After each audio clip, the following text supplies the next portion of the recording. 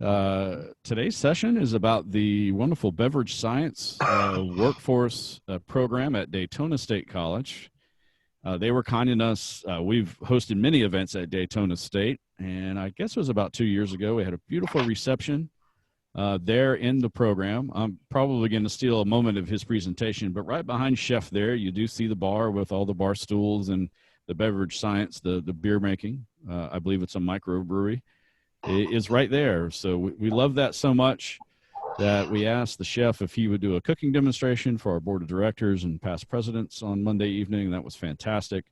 And I was excited that he was willing to present this Beverage Science workforce program for what they're doing there. So without any further ado, of course, Chef Costa, thanks for presenting here at the Association of Florida Colleges today. Well, thank you. Thank you. I can't thank you enough for inviting me, Doug. I really mean that. It's always a pleasure. When you all are at the college, it's always great to visit with everyone. But, you know, here at Daytona State College, we're excited to share everything we have. And this particular program is very, very unique. So let me just talk about the hospitality industry a little bit. As we all know right now, hospitality industry has been hurt very badly with the virus that's going around. But before all that happened, and when it comes back, it's going to come back, hospitality is the #1 employer in the state of Florida, no question. And when we look at that industry, it affects a great many people. And if you look at our little slides we're starting off with here, you know, we have hospitality, hotels, bars, restaurants, airlines, cruise line. The pineapple, I threw that in there. I thought that'd be a nice little sidebar. Pineapples are the sign of hospitality. And a lot of people don't realize where that came from. The seaport captains, when they would go out and there were merchant captains out there, pineapples were considered a real rarity and exotic, and they would try to bring them back with them when they came back to port. And in Charleston, South Carolina, that was a big port at that time, they would bring back pineapples. So the tradition was that they would put a pineapple in the window, letting everyone know that the captain was back, there was going to be a party at his home. And it got to be kind of a tradition for hospitality. If you go to Charleston today, you'll see the wrought iron gates have pineapple wrought iron on them. And if you go out through the industry, it has adopted the pineapple for hospitality. So let's talk about our program. Yeah, Chef, let me ask you a question, Chef. Sure. Do me a favor, push your laptop screen up. Your camera's cutting off right in the middle of your face, and we want to see you. Oh. Just a little bit further if you can. There you go. Is that all good? Right. That is excellent. Now we can see you, Chef. Oh, I didn't know you could see me. Okay, let's go on. What we did is about 5 years ago, the Hospitality Advisory Board of Volusia County, which we are in contact with all the time, they came to us and they said, look, we would meet with them several times a year, and we would get ideas from them, say, what is it we can do to improve our programs here at the college? And one time they came back and they said, well, you know, casino management, there is some casinos in Florida. Could you enhance your program by offering some classes? Well, we were fortunate. One of our instructors had been a pit boss in Las Vegas, and he was teaching on our staff. So we added casino management to our program, you know, one class so they can get some ideas about it. Then later they came back to us and they said, excuse me, customer service is a big issue in the hospitality industry. Of course it is, but they wanted something specific. Customer service, we really need something real hard, fast on that. So we developed a customer service book and a training program, and we started training the local hotels in customer service. We did 4 to 5 hour seminars. We didn't charge them for it. We invited them to the college, and it got very, very popular. And anytime a hotel opens with new staff, they come see us. So the last thing they came to us about was hospitality beverage. Said, look, there's not enough training out there in hospitality beverage. I said, well, be a little bit more specific. And they said, you know, wine, beer, pairing with foods. And so we said, okay. I said, we have studied that, and we have and looking at it in our program to make sure it's part of our program. And this is, of course, we knew that 50% of the profits that are in the hospitality industry are generated by the hospitality beverage.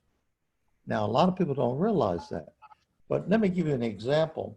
Next time you go out to dine or when you've been out eating, especially the chain operations, you'll walk in and there might be a pretty good sized little bar to the right.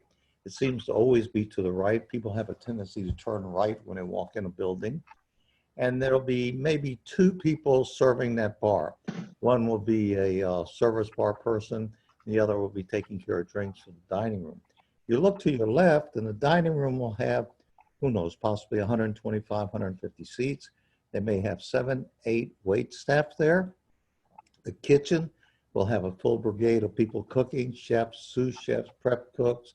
You have your dishwashers, stewards, all kinds of personnel on the back.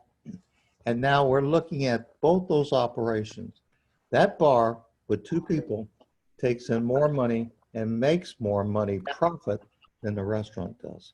That's how critical hospitality beverage science is. So we said, that sounds pretty good to us. I said, we'll be happy to start putting a program together. So what we did, we started gathering information. And we went to the different trend magazines. We went to the American Craft Society of Beer, the American Culinary Federation, the National Restaurant Association. We pulled employment records from the state to see what was going on. Well, the trends were for craft beers. And what has happened now is beer outsells wine, not only in the United States, but in the world. It is the #1 seller. That wasn't true for many years. So now beer is the big gun on the block. Well, how much knowledge do people have about beer? Now, the trends we saw, microbreweries were coming, and they were all coming from out of California, moving east from California. They had made it to the East Coast in the North Carolina area, and we saw that then Charlotte had over 50 microbreweries there. And we said, holy cow, that sounds pretty big. So we started gaining more information. We started looking at the employment records of our county. Now in Volusia County where we live, of course, hospitality is the largest employer. There were some 48,000 people working in the hospitality industry. Now we started looking at those people working in it, and we broke it down. Over half of the people dealing in the hospitality industry were dealing with some type of hospitality beverage. Wait staff, front of the house, management, people with the food that deal with the beverages that were there. And we said, you know, that's a big market. We're looking just in our county over 24, 25,000 people that could benefit from training in hospitality beverage. We said, wow, that's amazing. So we got all these facts together. Then we went even further to look into the history of brewing, just to see just where we're at with that. Now, if everybody knows that actually beer came from Egypt, it was brewed before Egypt, but Egypt really took it to another level. They had all the wheat there. Now, people take it for granted that Egypt was developing wheat for bread. Over half of their product went to making beer. Beer was actually a currency, and they paid people in beer. They were one of the first to actually develop a cocktail as well. They did beer with pomegranate and honey and all that. But so what happened is this craft beer industry started with the fact that people from Europe came over to the United States. Now they were, you know, the European breweries have been established since the 1600s, 1700s, 1800s. They developed some outstanding beers in those countries. When those people came to our country here, they were looking for those beers. They couldn't find them. So that's when the home brewing started. People started making beer at home so they could start replicating the beer they used to have in Germany and Switzerland, Italy, where they were. So from that, craft brewing companies said, wait a minute, we could do something about that. We could come up and start making some craft beers of our own. So what happens? 2,000, 5,000, you know, craft breweries in the country that was just starting off. And they were looking at a 90% increase over the next 5 to 10 years. Well, we looked at those figures and said, wow, there is an outlet here that we think that we can tap into. So the trend shows us that craft beers are growing. In 2016, there was another great boost of another additional 5,000. So we saw that many were coming. They weren't in Florida at the time. They were mostly in North Carolina, South Carolina. They hadn't really reached us here. Now, the hospitality industry needs a beverage science training. So we knew that from seeing what was going on. So we looked at it very specifically. We said, well, what do we need to teach? Well, we need to get together with our kitchen staff, culinary staff, start matching beer and food and wine. We need to look at the science of brewing beer. And we also were told by the president of our college, who was very far ahead of his time.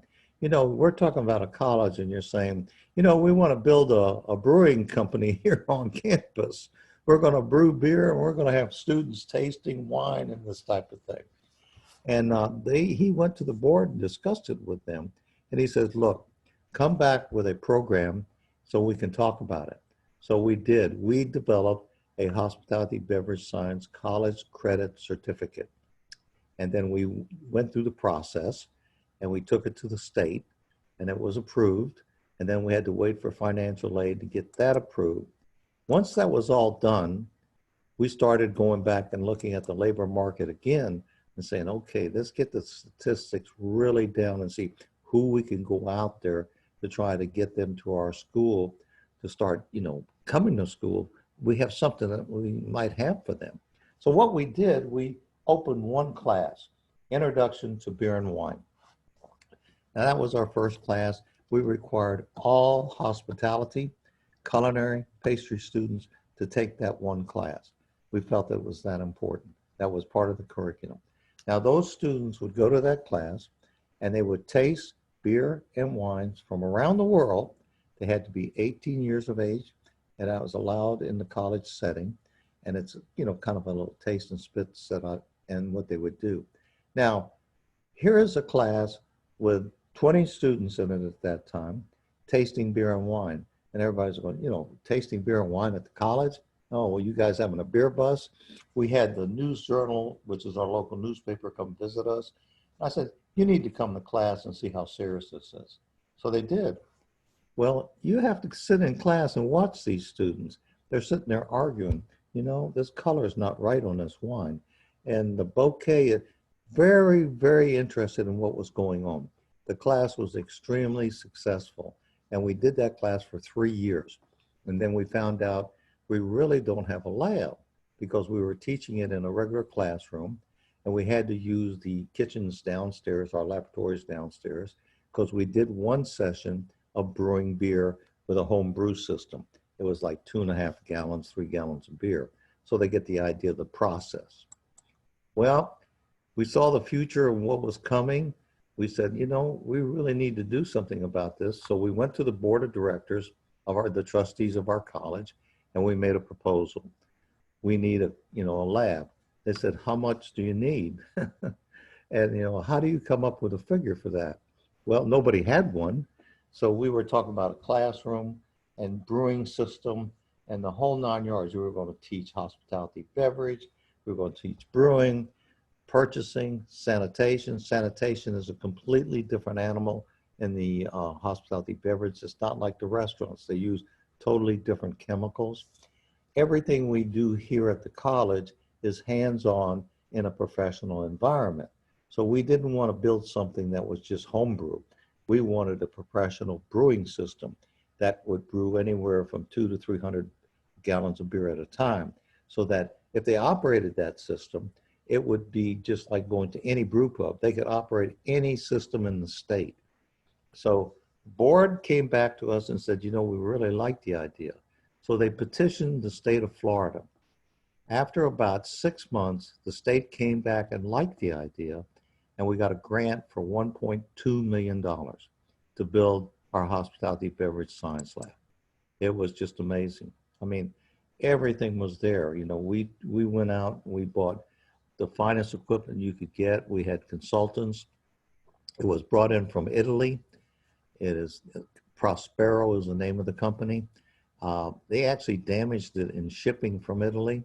and they gave us a 6-week delay.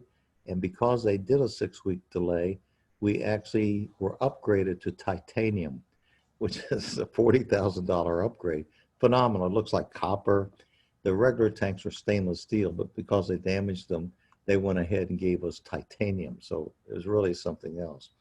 The rooms in it are just amazing because you have to have a sterile grinding room for the hops and everything. And everything that we did was professional, like a professional brewery.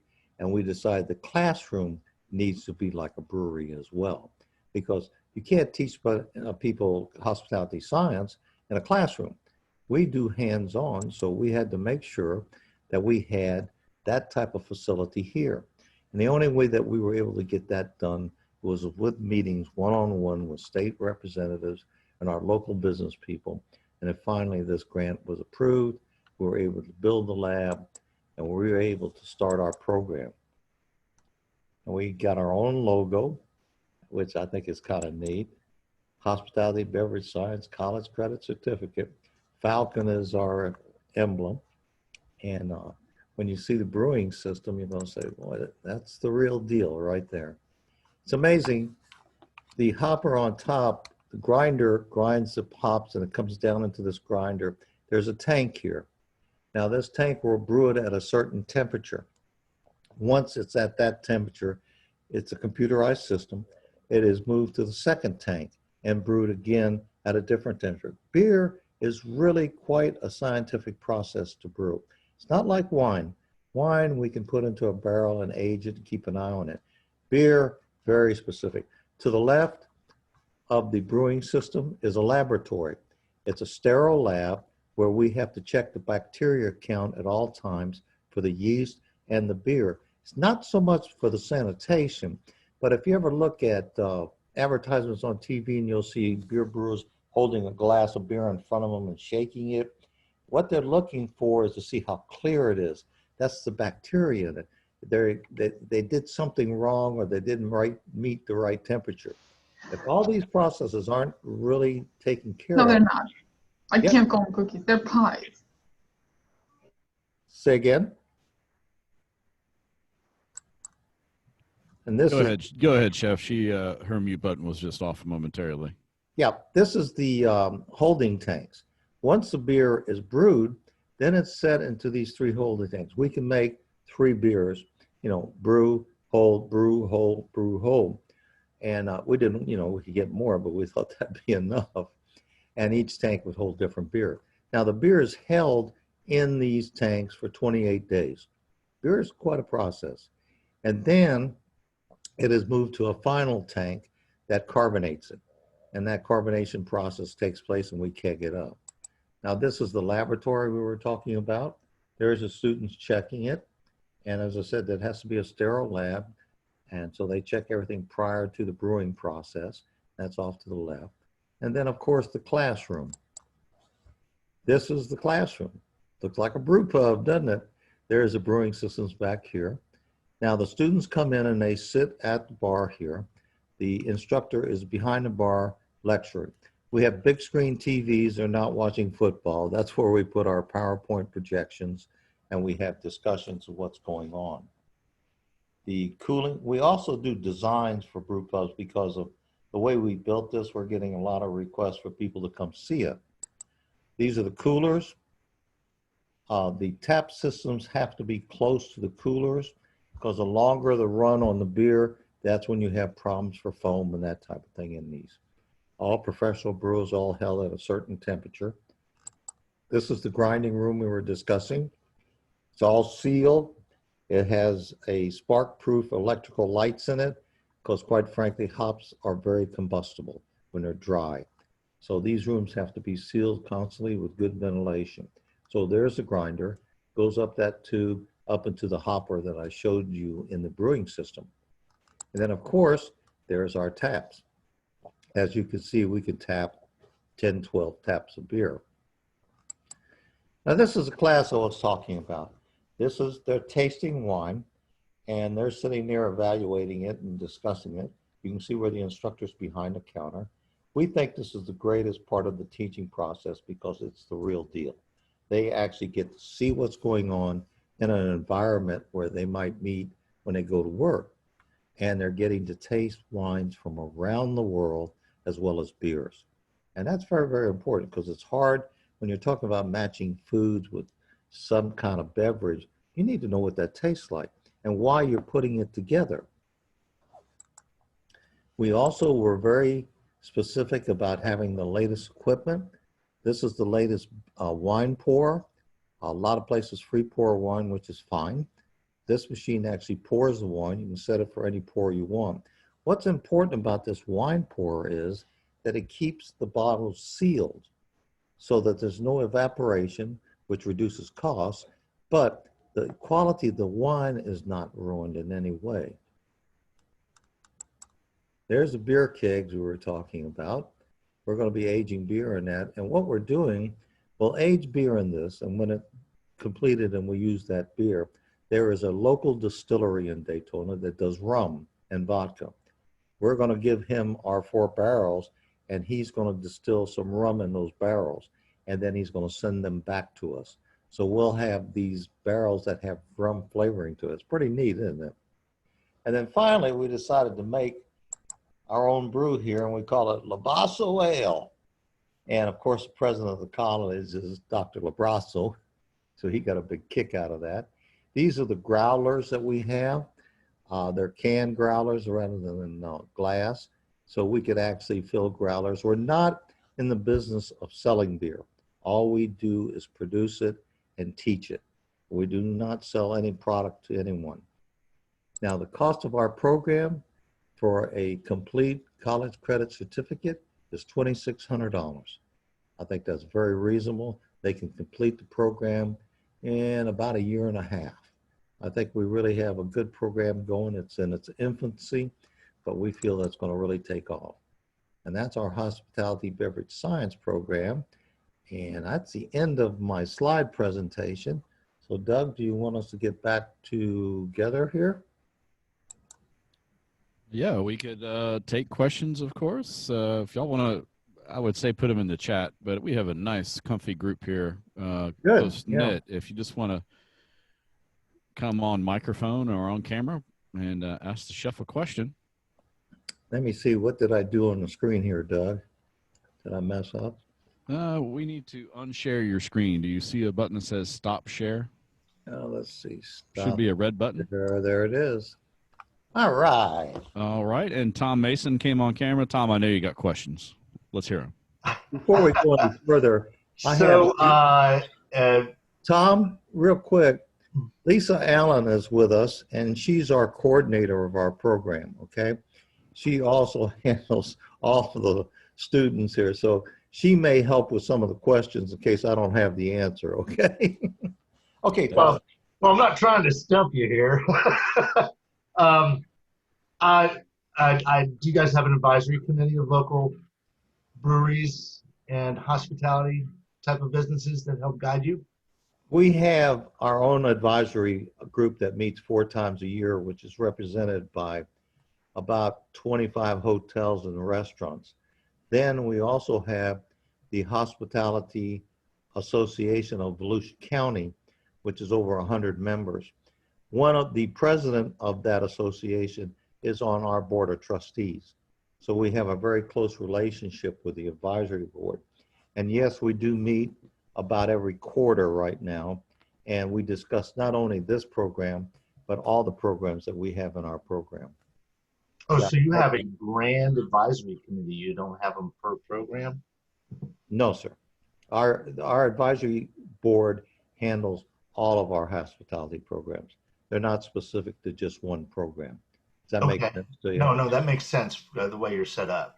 Yeah, I mean, we sit down and they'll come back. I'm telling you, that's how we came back with, gosh, you want customer service? That was for all programs. But we had one, they came back one time and they said, you need to teach the students how to answer the telephone. And everybody's going, yeah. Well, you know what? That's a big deal in the hospitality industry. And people are coming in not knowing how to use the telephone. And 90% of their business was over the phone. So we said, absolutely. So we started and we added, so that advisory board is extremely helpful. Oh, I train people in construction, and we hear the same thing. Soft skills are important too. It's just as Oh, yeah. important for an electrician to have them as it is for a bartender.